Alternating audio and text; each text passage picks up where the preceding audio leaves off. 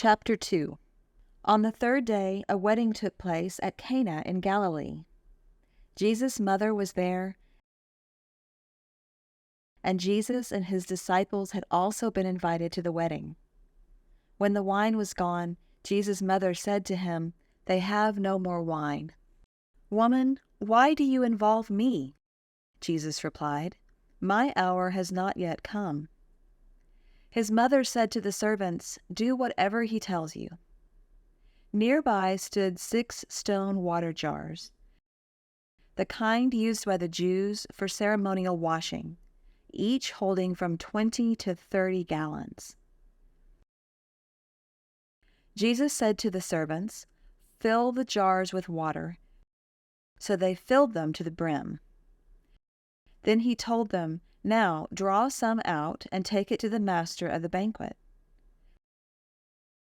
They did so, and the master of the banquet tasted the water that had been turned into wine. He did not realize where it had come from,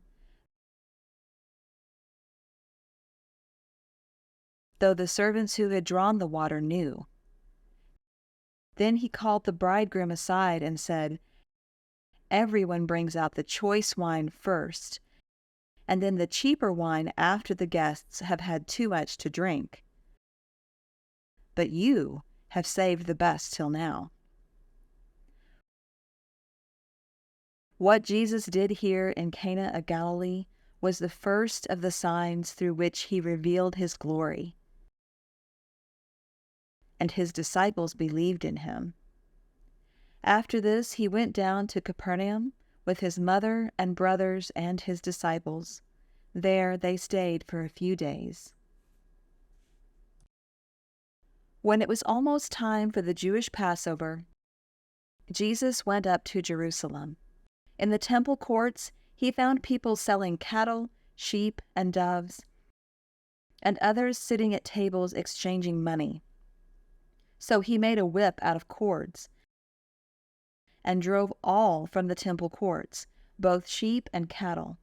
He scattered the coins of the money changers and overturned their tables.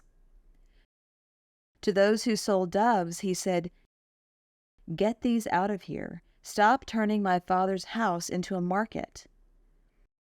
His disciples remembered that it is written, "Zeal for your house will consume me." The Jews then responded to him, "What sign can you show us to prove your authority to do all this?" Jesus answered them, "Destroy this temple, and I will raise it again in 3 days." They replied, "It has taken 46 years to build this temple, and you are going to raise it in 3 days?" But the temple he had spoken of was his body. After he was raised from the dead, his disciples recalled what he had said. Then they believed the scripture and the words that Jesus had spoken. Now, while he was in Jerusalem at the Passover festival, many people saw the signs he was performing and believed in his name. But Jesus would not entrust himself to them, for he knew all people.